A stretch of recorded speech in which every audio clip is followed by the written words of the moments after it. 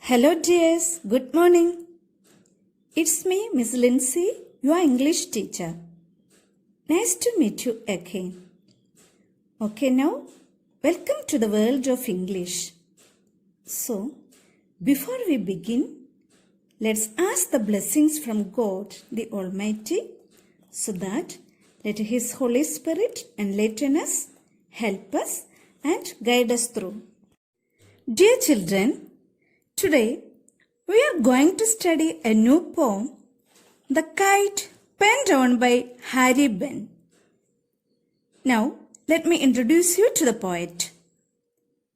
Harry Behn was born in September 24, 1898 in Yavapai, Arizona in US. He was an American screenwriter and children's author. He received Graphic Arts Awards for 3 of his children's books, The Little Hill, All Kinds of Time, and The Painted Cave. Now, let me introduce you to the poem. Well, children, have you ever dreamt of flying in the sky? Yes, it would have been very awesome if we had feathers. Isn't it, children? Okay. Have you ever watched the kite flying in the sky? Yes, you may have. It's wonderful. In this poem, the poet has drawn a beautiful picture of the flying kite in the reader's mind through his poem.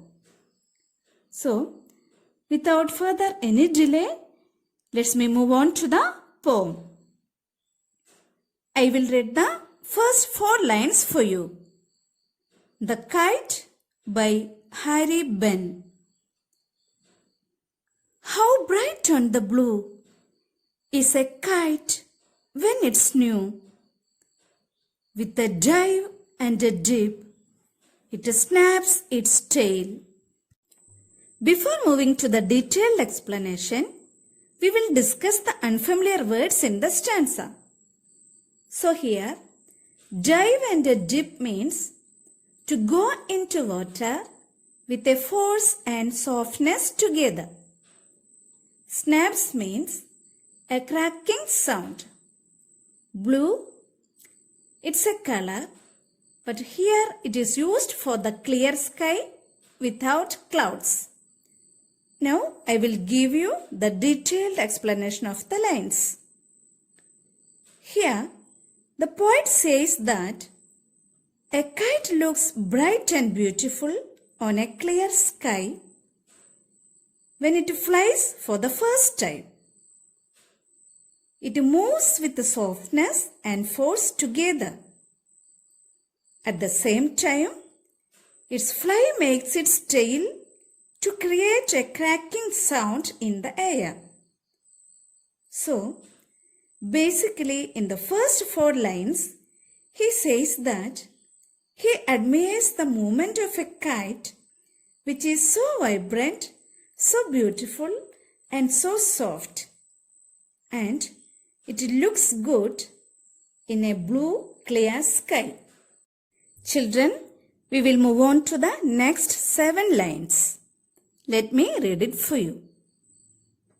Then soars like a ship with only a sail, as over tides of wind it rides, climbs to the crest of a gust and pulls, then seems to rest as wind falls. We will discuss the unfamiliar words. Here, soars means fly high, climbs, to go up. Sail means a cloth on a ship or a boat used to catch wind and help the boat to propel. Tides means rising and falling waves. Crest, mountain top, or a tuft of feathers on the head of a bird or animal. Now I will give you the detailed explanation of the lines. So here, the poet compares the movement of the kite with the movement of the ship. Just like a ship catches wind and the wind makes the ship move forward, similarly, the kite also soars high with the wind. Further, he says that when the air or wind is strong, the kite rides on the air just as ships rides on the waves of the ocean. Similarly, when the wind falls, the kite also comes to rest. Children, we will move on to the next 6 lines. I will read it for you. When string goes slack, you wind it back and run until a new breeze blows and its wings fill and up it goes. Here, slack means loose. Now I will give you the detailed explanation of the lines. So here, the poet says, when the thread which is tied to a kite loosens, the flyer runs and rolls the thread back.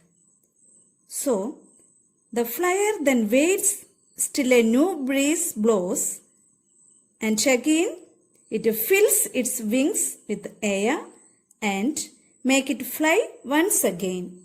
Now we will move on to the last 6 lines of the poem. How bright on the blue is a kite when it's new, but a raggeder thing you never will see when it flaps on a string in the top of a tree. So here, again the poet repeats the starting lines of the poem. Isn't it? Yes.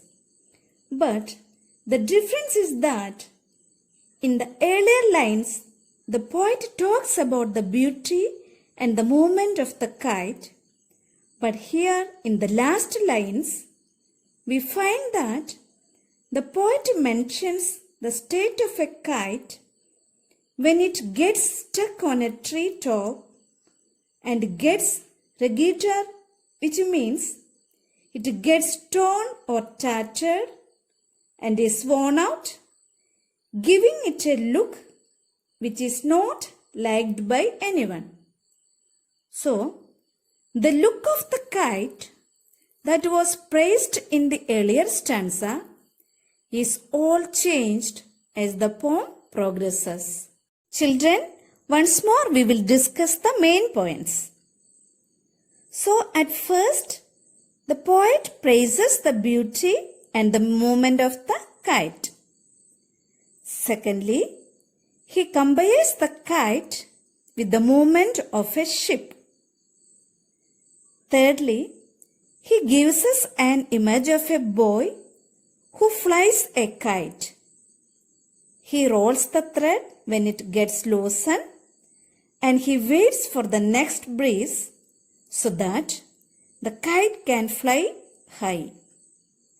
And finally, the poet gives the image of a kite getting stuck on a tree top, thus losing its beauty and turning itself as an old, worn out and tattered kite.